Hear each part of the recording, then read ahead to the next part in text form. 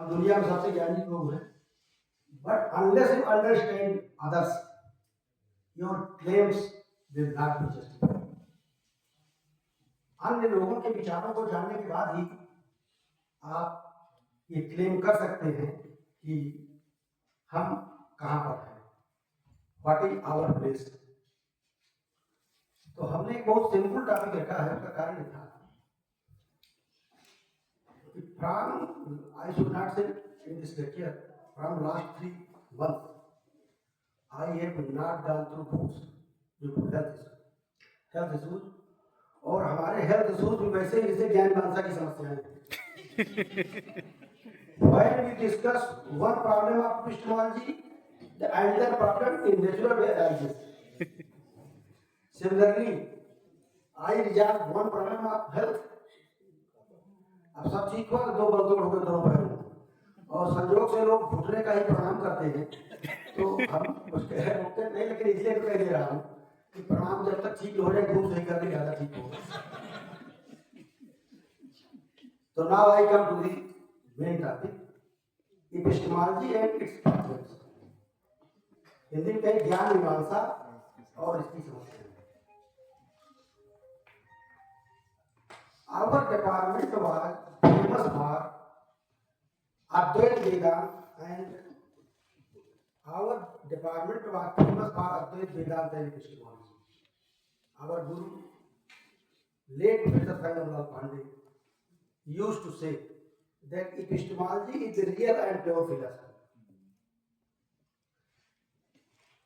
दर्शन शास्त्र की कोई ऐसी विधा, no discipline of philosophy remains there that is not based on epistemology. दर्शन की कोई ऐसी, हम बाई लैंग्वेज पूरा डिले कर रहे हैं कि ऑलमोस्ट हिंदी में लोग हैं कि there are some also newly appointed professors who have some problem in Hindi. तो epistemology is the center of philosophy. I have no partial view regarding epistemology. This is the center of philosophy. Any discipline of philosophy, whether it is metaphysics or religion, we seek the way to know something. Or not only philosophy, even philosophy of science, philosophy of law, philosophy of history, philosophy of social sciences, mathematics, all these things are, at least for methodology, depend on epistemology. Even business and administration, commerce, वहाँ पर हमने लिख कर दिया है methodology पर, epistemology पर, research भी तो लोग करा रहे हैं। तो इसलिए without suitable research in pure philosophy, you may say epistemology or metaphysics, the focus on applied philosophy would not be useful and relevant for a long time. जैसे साइंस अगर खत्म हो जाए, साइंस की रिसर्च, तो टेक्नोलॉजी खत्म हो जाएगी। साइंस में रिसर्चर होती है, टेक्नोलॉजी को एप्लीकेशन के लिए यूज की जाती है। Similarly epistemology and metaphysics, they are pure philosophy, research को इसमें प्रमोट किया जाना चाहिए। तो मेरे कहने का मतलब है कि not only in western tradition, Indian, both Indian and western traditions, epistemology centre of philosophy. Bharat का सबसे प्राचीन दार्शनिक सिस्टम, फिलॉसफिकल सिस्टम है सांख्य। सांख्य के एक बड़े फेमस आचार्य रहे हैं, आचार्य पंचशिख।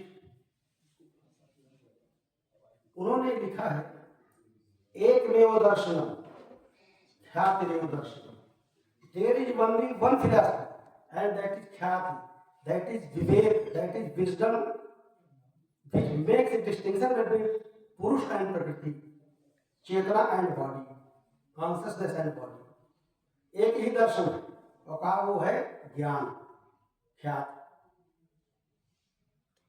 ज्ञान का उद्देश्य क्या है? इंडियन नॉलेज सिस्टम और वेस्टर्न नॉलेज सिस्टम में बेसिक अंतर है। इंडियन नॉलेज सिस्टम में ज्ञान का उद्देश्य पुरुष और प्रकृति, जैसे कि सांख्य दार्शनिक कहते हैं, पुरुष और प्रकृति के मध्य क्या विभेद है, नमे नाहम नास्मि।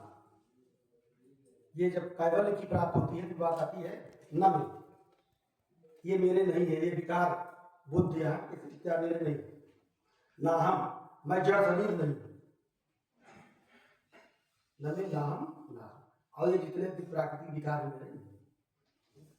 तो कहने का मतलब ये है, ये distinction between mind and body, nature and purusha is the purpose of philosophical study in Indian knowledge system study Samkhya darshan. पश्चिम में not only in Indian tradition, even etymological meaning of philosophy क्या है, philos plus sophia, love for wisdom, love for knowledge. तो इसलिए हमने सोचा कि epistemology की जो प्रॉब्लम्स हैं इनसे ही बड़ा विचार शुरू करें। पश्चिम में invested philosophy, Protagoras was the first man who said knowledge is perception, perception is knowledge, and was refuted by Socrates. But a systematic vision of philosophy is observed in Plato. Plato has used two terms, epistemic system and doxastic system. ये Greek शब्द हैं, Plato ने इसका प्रयोग किया है, epistemic knowledge, theory of knowledge या knowledge system, ज्ञान की ज्ञान तंत्र, system of knowledge, and doxastic system, system of belief. Plato ने इस पर दो दृष्टियों से विचार किया है। एक इसके नेगेटिव एस्पेक्ट की चर्चा किया है, ज्ञान क्या नहीं, जिनका perception is not knowledge, belief is not knowledge, opinion is not knowledge. और थियोटिटस में एक लंबी रेखा उन्होंने खींचा है, उसमें ग्रीक शब्द जो है वो तो मुझे नहीं याद है, लेकिन W.T. स्टेस ने उनका अनुवाद जो किया है critical history of Greek philosophy में, उनका इंग्लिश ट्रांसलेशन किया है। एक लंबी रेखा लंबवत, जिसमें lower to bottom, top to bottom 4 grade किए गए, 4 लेवल्स ऑफ नॉलेज।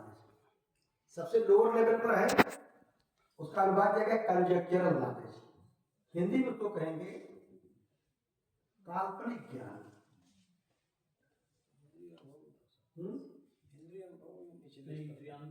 इंद्रिय अनुभव, काल्पनिक ज्ञान मतलब भ्रामक ज्ञान या भ्रामक ज्ञान, जैसे रज्जु सर्प का भारतीय दर्शन में देते हैं, snake is identified, rope is identified as snake.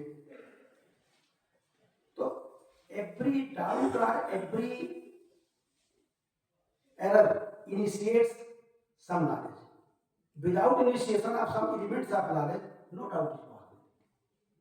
आपको संशय भी कहीं होता है तो कुछ न कुछ ज्ञान का एलिमेंट होता है, जिससे सिमिलरिटी बिटवीन स्नेक एंड रोप, कुछ सिमिलरिटी होती है, तब आपको ऐसा एहसास होता है कि ये, तो this is in Plato conjectural knowledge, जिसको हिंदी में आप कहते हैं काल्पनिक ज्ञान, भ्रामक ज्ञान। अब भ्रामक ज्ञान भारतीय संदर्भ में कह सकते हैं, लेकिन पश्चिम में तो नॉलेज के लिए नहीं कर सकते आप, लेकिन प्लेटो ने ऐसा किया है।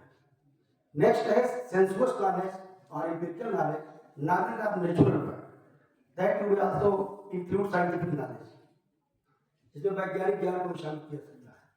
थर्ड स्टेज पर आता है rational knowledge, knowledge of mathematics and geometry.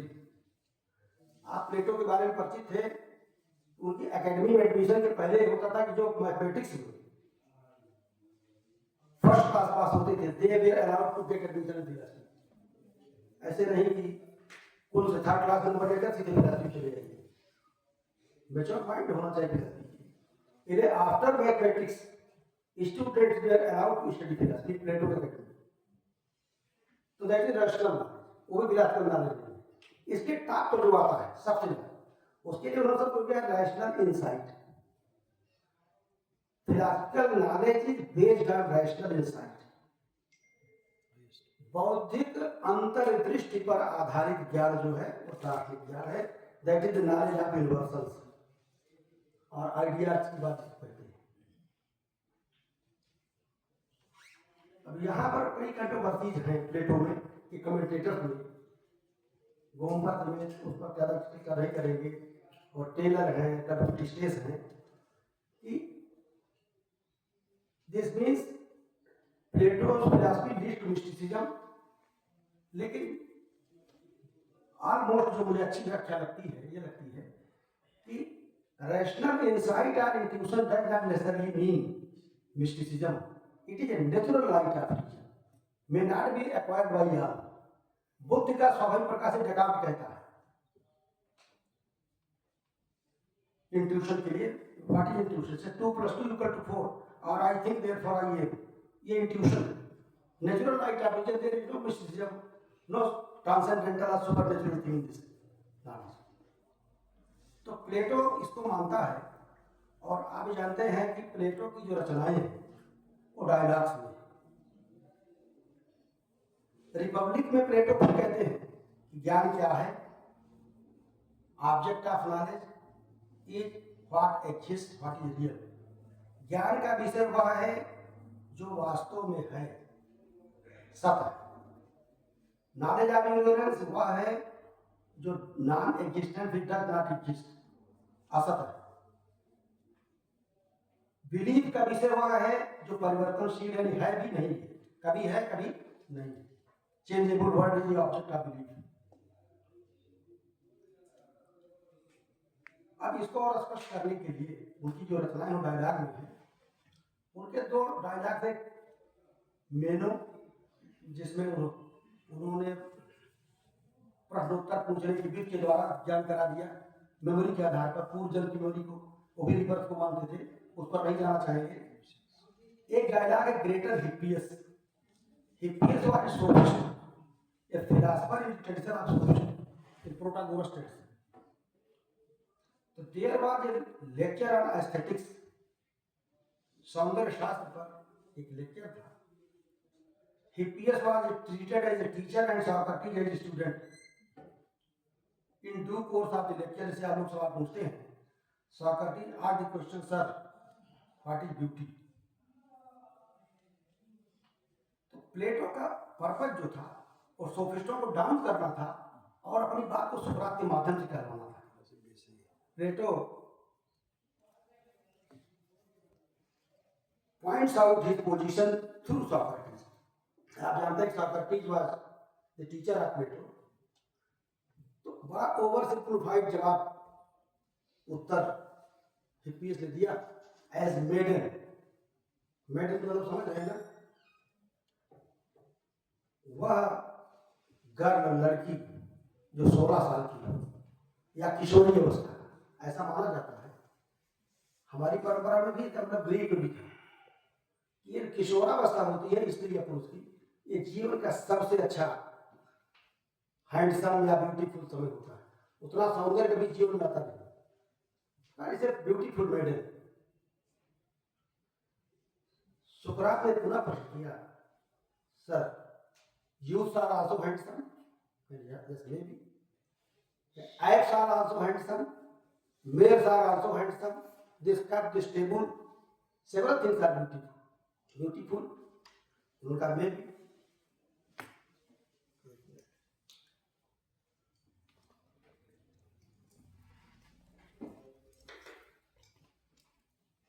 Socrates asked again the question, sir, if I and youth, maiden and male, both are beautiful, and someone says to our youth, you are as handsome as an I। आप इतने सुंदर हैं जितना मजबूर होता है, और किसी लड़की से कहिएगा आप इतनी सुंदर है जैसे घोड़ी होती है, तो क्या रिएक्शन होगा? अच्छा रिएक्शन तो नहीं होगा। इस पर हिप्पियस थोड़ा सा डिस्टर्ब हुए, करने नहीं, ऐसा तो करना ठीक नहीं है, भाई ये बोथ आर ब्यूटीफुल। तो कंपेरिजन है, मतलब जब हम किसी मेल को ब्यूटीफुल कहते हैं, कंपेरिजन ऑफ मेल्स, ऐप कहते हैं कंपेरिजन ऑफ ऐप्स। यहाँ उनका उद्देश्य आप पढ़े हुए कंपेरिजन की बात की है प्लेटो। फिर दूसरा क्वेश्चन का the person who is beautiful or handsome at the age of 75? Who is beautiful at the age of 25 or 20? What will be about 75 and 80? Amitabh Bachchan, Hema Malini का 25 साल का पिक्चर देखिए और आगे देखिए कितना बड़ा परिवर्तन हुआ। तो ये कैसे हो सकता है? The same person is both beautiful at some time and in due course of time beauty is faded. एक समय ऐसा आता है सुंदरता समाप्त हो जाती है। तो कहना क्या चाहते हैं? The beauty that is perceptible is not a real beauty.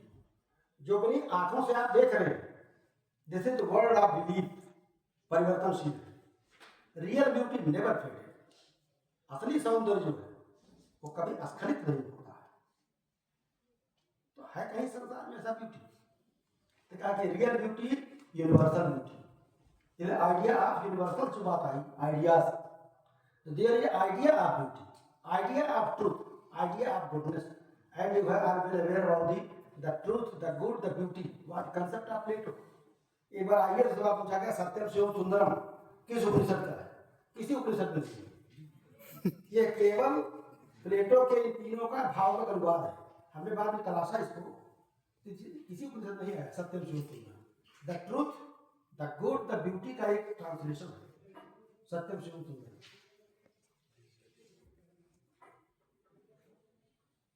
अब ये मैंने चर्चा किया कि ग्रीक फिलॉसफी में कैसे ये प्रारंभ होता है समस्या एपिस्टेमोलॉजी। अभी देखिए सेंटर में आपको एपिस्टेमोलॉजी ही यहाँ बाद में परिवर्तन प्रॉब्लम पर आप चर्चा करें तो बिना दूसरी प्रॉब्लम की चर्चा किए बिना डिस्कसिंग द नेक्स्ट प्रॉब्लम आगे बढ़ी नहीं सकती। अपने आप प्रॉब्लम इंटरलिंक हो जाए। एक नाम है एडी उजले। एडी उजले की एक बड़ी इंट्रोडक्टरी किताब आई 1949 में, an introduction to theory of knowledge. Woozley ने यह आपत्ति किया कि टाइटल ऑफ एपिस्टेमोलॉजी और theory of knowledge is misnomer. Epistemology एक मिसनामर है, गलत नाम है, आप नाम। इसलिए उन्होंने कहा under the scope of epistemology we not only discuss knowledge, also discuss thinking, believing, memorizing, conjecturing, inferring. Several epistemic concepts are discussed under the scope of epistemology. Why it is named as it is theory of cognitions. All these things are cognitions: thinking, guessing, memorizing, conjecturing, inferring, doubting. All these are cognitions. Therefore, it should be named. It ought to be named as theory of cognition, not theory of knowledge. लेकिन उजले ने स्वयं theory of knowledge का प्रयोग किया है। उन्होंने इसका जस्टिफिकेशन दिया कि कंफ्यूजन से बचने के लिए, क्योंकि एपिस्टेमोलॉजी के लिए थियरी ऑफ नॉलेज आरूढ़ है, कन्वेंशनल हो चुका है। Therefore, I have also used the title theory of knowledge, but I don't agree with this. ये उन्होंने कहा। मैंने हमारी किताब शुरू में मैंने लिखा था ज्ञान मीमांसा के मूल प्रश्न। उसी समय मैंने इसको पढ़ा था और मुझे लगा कि उजले की बात सही है। वेस्टर्न में किसी ने कुछ लिख दिया तो उसको वेदवाक्य मानकर आप चले, ये जरूरी नहीं। इसलिए उनको बिना समझे हुए मैंने डिस्ट्रीब्यूट नहीं कर सकते। किसी भी विषय का नामकरण उसके मूल व्यापार मतलब मेन फंक्शन और मेन पर्पस को ध्यान में रखकर किया जाता है। एपिस्टेमोलॉजी का what is the main purpose of epistemology? The main purpose of epistemology is to establish the nature of knowledge, the conditions of knowledge, the definition of knowledge और एनालिसिस ऑफ नॉलेज। ज्ञान मीमांसा का मुख्य प्रयोजन है ज्ञान की प्रामाणिकता, वैलिडिटी ऑफ नॉलेज को स्थापित करना। तो वैलिडिटी ऑफ नॉलेज को स्थापित करने के क्रम में हम अनेक सेवरल एपिस्टेमिक कंसेप्ट का डिस्कस करें। इसलिए ये कहना कि epistemology is misnomer, I think this is out of track. एक प्रॉब्लम उन्होंने पहले से एपिस्टेमोलॉजी की टाइटल उठाया प्रॉब्लम में कि एपिस्टेमोलॉजी की टाइटल ही ठीक नहीं है, तो मैं तो मानता हूं टाइटल ठीक है, उनका अन्य सेवरल कंसेप्ट की बात हम करते हैं, क्योंकि एक प्रॉब्लम आप डिस्कस करिए, जैसे वो प्रचलित परिभाषा प्लेटो में से है, knowledge is justified to believe. हम तो ज्यादा फोकस नहीं करेंगे, प्रॉब्लम क्या है। अब इसमें एक विचार आ गया कि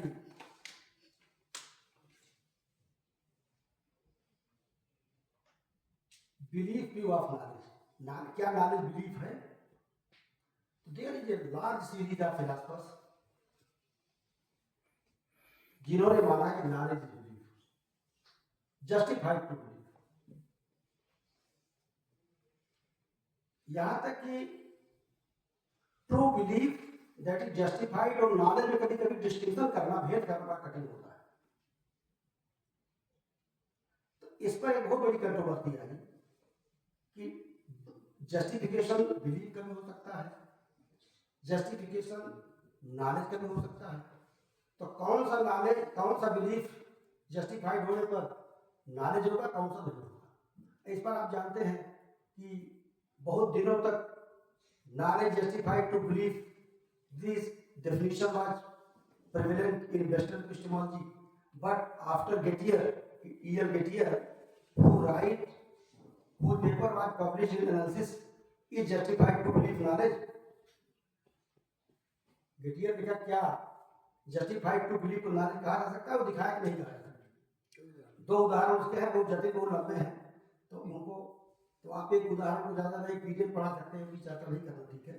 वहां केवल इतना दिखाया है कि तीनों कंडीशंस हैं, लेकिन नॉलेज नहीं।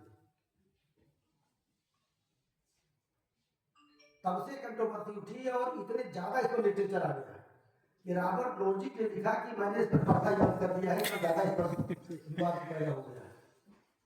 I will stop reading literature in this area. लेकिन ऐसा उनका केवल सरकास्टिक रिमार्क है, बंद तो नहीं करना चाहिए।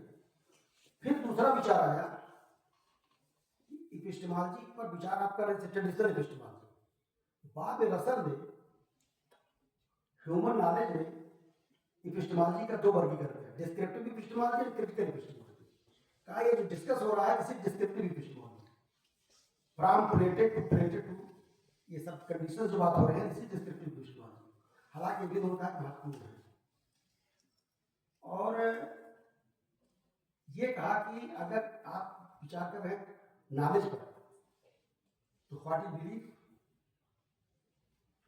बिलीफ कितने प्रकार का होता है? Psychological belief, behavioural belief, rational belief, several type religious belief, अनेक प्रकार के बिलीफ हो सकते हैं। तो कौन से बिलीफ को नॉलेज की बात की जाएगी? तो अब जब आप नॉलेज की चर्चा करेंगे, जो उजले कह रहे थे, क्या बिलीविंग की चर्चा नहीं करेंगे? और ट्रुथ क्या है? देखिए, हम कोई समाधान नहीं बताएंगे, तो प्रॉब्लम बता रहे हैं क्या है। समाधान तो ढूंढते रहिए, किताब लिखा, जो टीचर तो उससे काम करने को उनका किताब नहीं देखो। लेकिन मेन एक ट्रुथ क्या है? What is truth? What is the relation between knowledge and truth? Intrinsic relation है, एक्सट्रिंसिक रिलेशन है? ज्ञान में और सत्य में आंतरिक संबंध है या बाह्य संबंध है? अब भारतीय दर्शन में आप देखेंगे, यहाँ पर एक चीज स्पष्ट करना चाहूंगा, नॉलेज और ज्ञान में एक अंतर है। यद्यपि हम ट्रेडिशनल वे में नॉलेज इज ट्रांसलेटेड एट ज्ञान इन हिंदी या संस्कृत, और हमारे यहाँ का भी क्या नहीं, ज्ञान इन संस्कृतम पवित्रम विपित्र। लेकिन वेस्टर्न फिलॉसफी में जो नॉलेज है, और भारतीय दर्शन जो ज्ञान से नैयायिकों ने प्रयोग किया या मीमांसकों ने प्रयोग किया, तो ज्ञान का वर्गीकरण दो रूप में, सत्य ज्ञान, असत्य ज्ञान। सत्य ज्ञान परमा है पश्चिम में, और असत्य ज्ञान अप्रमा है, जिसमें संशय, वितंडा, तमाम चीजें आ जाती हैं।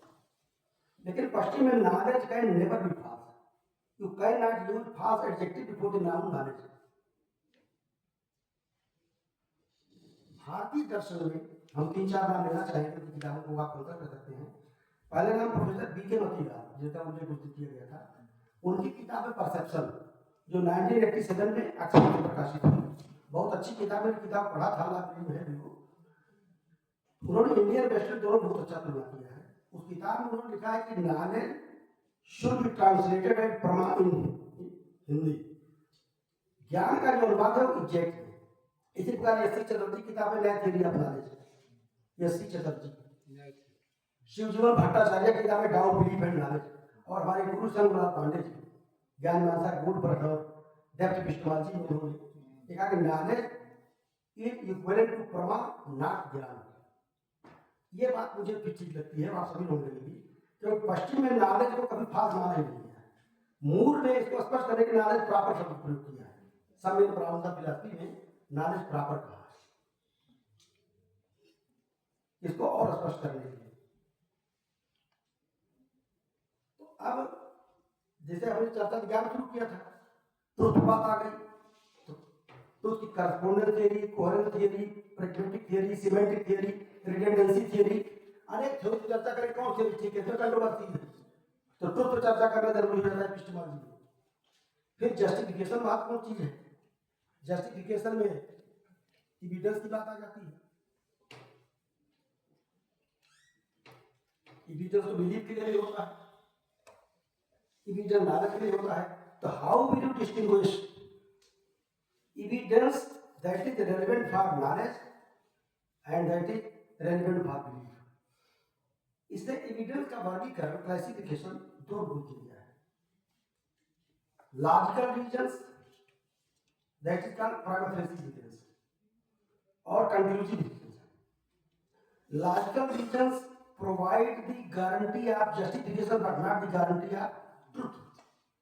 कुछ ऐसे साक्ष्य होते हैं जो सत्य होने की गारंटी नहीं देते, प्रमाणीकरण जरूर देते हैं।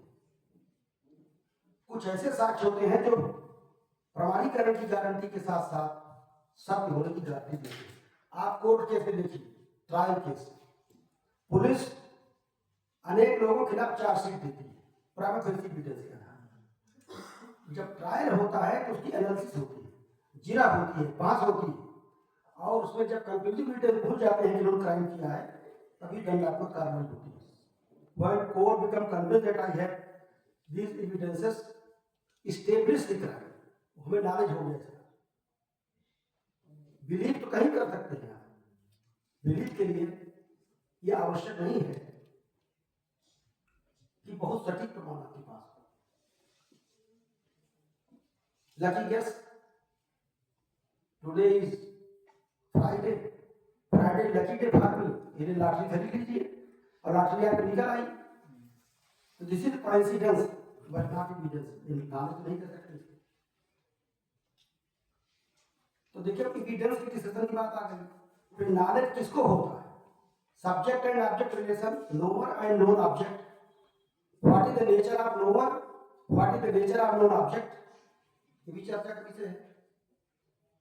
अब इसी में प्रॉब्लम आ गई, रियलिज्म, आइडियलिज्म, फेनोमेनलिज्म। माइंड और ऑब्जेक्ट के बीच में जो रिलेशन है वो भी ज्ञान मीमांसा की समस्या हो गई। Knowledge of other minds, we not only know particulars or some individuals, how do you know what is happening in others' minds? Suppose you say I have headache, I am feeling tooth है, तो हम कैसे जानेंगे इसको? साहू जिस पर अच्छा काम किए हैं, फिर आती है माइंड पर। तमाम थ्योरीज हैं, categorical theory, behaviourist theory, analytical argument, तमाम आर्गुमेंट दी गई है। ये भी एपिस्टेमोलॉजी से हो जाएगा। कैरेक्टरोलॉजिकल थ्योरी है, फिजिकलिज्म। हाँ नहीं, देखिए अब कॉग्निटिव साइंस आ गया, सीबीसीएस आपका डिपार्टमेंट है। अब ये प्रॉब्लम जो एपिस्टेमोलॉजी की है केवल फिलॉसफी से सीमित नहीं है, ये computer science, mathematics, literature, psychology. अब इसमें है कि what is the role of epistemology to justified commission को स्टैंडर्डाइजेशन कैसे करेंगे, ये सही है, नॉलेज है या नहीं, ये हमारा काम रह गया। तमाम लोग लैब में काम करेंगे, उनका अपना काम है। तो अनेक थ्योरी साइंटिफिक डेवलपमेंट के साथ साथ विकसित हो रही है। तो ये सारी चीजों का लक्ष्य क्या है? What is the main purpose? Main purpose is to illuminate the nature and validity of knowledge. ज्ञान की प्रामाणिकता कैसे है, उसके स्वरूप को कैसे स्पष्ट किया जाए, ये अनेक प्रकार के एपिस्टेमिक कंसेप्ट को डिस्कस करने का पर्पज है, इन्हें मिसनामा तो नहीं करना। अब आती क्रिटिकल एपिस्टेमोलॉजी। रसल ने लिखा कि critical epistemology begins with Descartes, Cartesian method. Descartes ने हर एक प्रशंसा की। Critical epistemology is the basic purpose of critical epistemology is to reply counter examples of skeptics against the possibility of knowledge।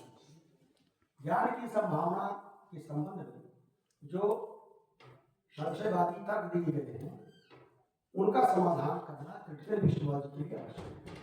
तो Russell ने पहले ये कहा, उनकी किताब है फिलॉसफी ऑफ लॉजिकल डिटरमिनिज्म 1980 में, उसमें यह कहा कि Cartesian method is a revolution and beginning of critical epistemology in best.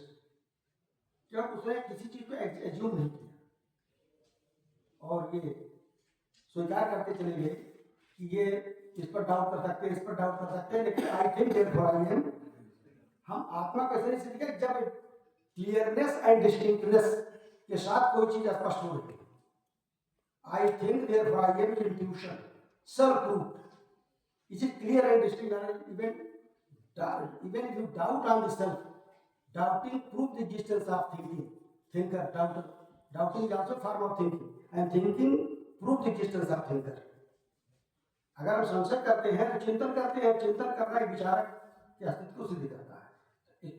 इसको रसल ने अप्रिशिएट किया, लेकिन 1948 में उन्होंने उनकी किताब है human knowledge, it's scope and limits, उसमें उन्होंने दोनों फॉर्म एपिस्टेमोलॉजी के हैं, डिस्क्रिप्टिव भी और क्रिटिकल एपिस्टेमोलॉजी।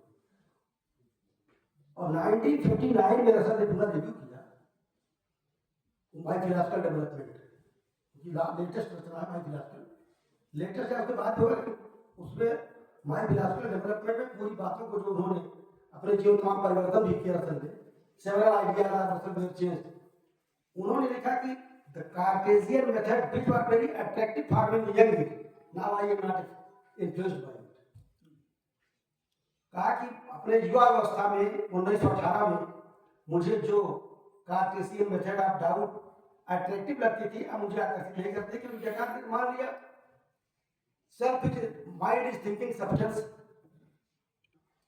उन्होंने तो मान लिया कि, तो एज्यूम कर लिया फिलॉसफी कहाँ रह गई है, कैसे मान ले थिंकिंग सब्सटेंस है, सेल्फ रूप है। रसलवादी एथिस्ट वेरी चैलेंजिंग। उन्होंने लिखा कि अब उस पर ज्यादा डिस्कस करेंगे, प्रॉब्लम से अलग हटेंगे। एनालिसिस ऑफ माइंड उनकी किताब है कि mind and matter both are the logical constructions out of sense data. मन और शरीर, माइंड और मैटर दोनों ही तार्किक संरचनाएं, लॉजिकल कंस्ट्रक्शन। आत्मा है, माइंड है क्या? जब when the sense data are correlated according to the rules of psychology, then it is called mind. When they are correlated according to the rules of physics, it is called matter. Mind और Newton monism कहते हैं, दोनों कोई खास अंतर नहीं। इन्हें Descartes ने रिफॉर्म कर दिया और ह्यूम को थोड़ा उन्होंने अप्रिशिएट तो किया। ह्यूम को जवाब तमाम लोगों ने दिया, कांट ने दिया, हेगल ने दिया, न्यू हेगलियंस ने दिया, और कंटेम्पोरेरी फिलॉसफी समस्या को उड़ा दिया, कहा कि ये कोई प्रॉब्लम ही नहीं है इंडक्शन की, जो यादव जी ने इस पर काम किया है इंडक्शन पर, तो आप बेहतर जानते हैं। लेकिन रसल ने कहा कि ह्यूम की आलोचना करना दार्शनिकों का प्रिय विषय था, सब लोग बड़े आराम से आलोचना, लेकिन universal scepticism can not be refuted, however it also can not be accepted. Universal scepticism can not be refuted but also can not be accepted. अब आपको तो कंट्राडिक्टरी बात है। तो उनका देखिए, इसका तात्पर्य नहीं है कि ह्यूम को पता नहीं था सूर्य कल पूर्व में निकले नहीं निकले। एकेडमिकली आप इसका जवाब दीजिए। मूर और रसल में बहुत अच्छी दोस्ती थी, और credit goes to Russell that Moore के फिलॉसफी, उसका एक संस्मरण है कि उसकी चर्चा करेंगे, लंबा समय लगेगा। मूर को फिलॉसफी क्षेत्र रसल में है, और विटगेस्टाइन को रसल में है फिलॉसफी को।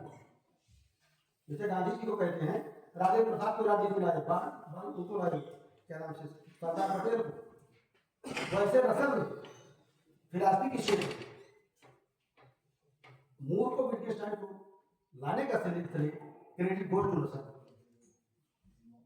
मूर ने कॉमन सेंस की बात किया, मूर ने लिखा है कॉमन सेंस नॉलेज की बात किया कि मैं संसार को देख करके आश्चर्यचकित नहीं हुआ, फिलासफी बिगिंस विद वंडर से प्लेटो लिखा, या फिलासफी बिगिंस विद डाउट। हम तो इन दार्शनिकों की बहस को सुन करके फिलासफी में आते हैं।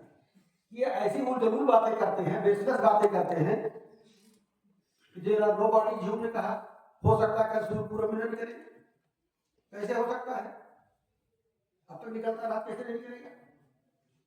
कहा कि I have two heads, what is doubt there, I am mood का ही है फिलोसॉफिकल पेपर्स में, I am standing here and delivering lectures, I have two heads, I have a paper in right hand and a cup on the left hand, what is doubt. इन सबको सुना, विटगेस्टाइन के class में बैठे हुए थे, विटगेस्टाइन ने सुना इनकी ये बात, तो ये ट्रैक्टेटस के रसल और मूर एग्जामिनर भी थे। जब इन्होंने ट्रैक्टेटर पढ़ा, मूर ने खुद लिखा है कि मैं जब मेरे क्लास बैठता था नर्वस हो जाता था, कि more clever than my self. मूर के लिए लिखा है, मूर ने कि मैंने ट्रैक्टेटर पढ़ा तो रसल से कुछ बातें समझने गई इसके बारे में, और रसल ने विटगेस्टाइन के बारे में लिखा, I borrowed the idea of logical atomism from my student and friend Wittgenstein. तो इंटेलेक्चुअल ऑनेस्टी हुई थी कि अपने स्टूडेंट का भी अगर काबिल है और कुछ आप उससे सीख रहे हैं तो सम्मान करना चाहिए।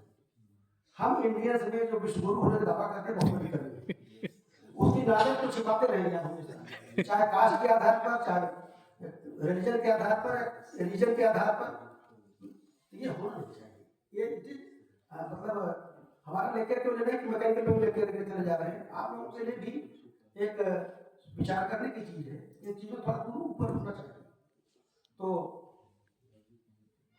रसल ने और विटगेस्टाइन किताब है अनसर्टेनिटी, मूर की बातें सही लिखा, अनसर्टेनिटी में विटगेस्टाइन ने मूर की धज्जियां उड़ा दिया। This is my two head, these are two heads का इस तो ट्रूइज्म है, इसके लिए कौन डाउट करता है, it is case of certainty not case of knowledge. I have two hands, ये तो सर्टेनिटी है ना, तो सर्टेनिटी के लिए प्रमाण कहां मांगा जाता है, no evidence is required for certainty cases of certainty, but for cases of knowledge you need compelling grounds, you need some ground to justify what you do. जो भी आप जानने का दावा करते हैं आपके पास कुछ प्रमाण होना चाहिए, जैसे आई हैव टू हैंड्स, और असल लिखा there is no common sense respond to philosophical problems what you claims. दार्शनिक समस्याओं का कॉमन सेंस समाधान नहीं होता है कि हो पूरा दीजिए इसे, ये तो बेवकूफी बातें तो हम लोग कहते नहीं है, यूनान फिलॉसफी की फिलॉसफर सारी सेंट्रिक वो जरूर बातें करते रहते हैं, ऐसा नहीं फिलॉसफर जानता नहीं। ये कहा think like philosophers but behave like ordinary people. कुछ लोग हैं think like ordinary people behave like philosophers. तो कहने का मतलब ये है कि एपिस्टेमोलॉजी की प्रॉब्लम रसल ने बताया, क्रिटिकल एपिस्टेमोलॉजी बहुत जरूरी है।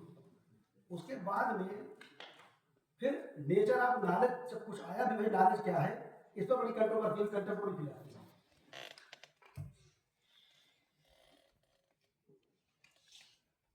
एक दार्शनिक है, इंग्लैंड के रियलिस्ट थे, आप देखिए बहुत लंबा समय होगा कर तो बताएगा कि कितना लोग बोर होने लगते हैं, तो बोर होने लगेगा तो हम कंक्लूड करने चलेंगे। तो नहीं कितना भी आप बोलिए, लेकिन जब श्रोताओं को बहुत इंटरेस्टिंग है, जब लेकिन तक ये समझेंगे बोर नहीं होंगे। समझना बंद करते ही बता दीजिए, आप इतना इजी बता रहे हैं। अभी हम थोड़ा बोरिंग वाली चीज जब पढ़ा रहे हैं इसलिए कह रहे हैं। अब एक फिलोसोफर आए जॉन कुक विल्सन, ऐसे question in the realist edition of British England के, इन्होंने कहा कि ये ज्ञान की जितनी परिभाषा है सब गलत है। Knowledge is sui generis, sui generis means unique और स्वजातिक, हिंदी में कहेंगे, जिसका कोई चक्कर कोई कंसेप्ट दूसरा है ही नहीं, and Infallible mental state, Hindi में कहेंगे भ्रम रहित निर्भ्रांत मानसिक अवस्था है जो यूनिक है। अगर कोई चीज यूनिक है, इससे मतलब वाइडर कोई जेनस है ही नहीं, तो हम डिफिनेशन कैसे देते हैं?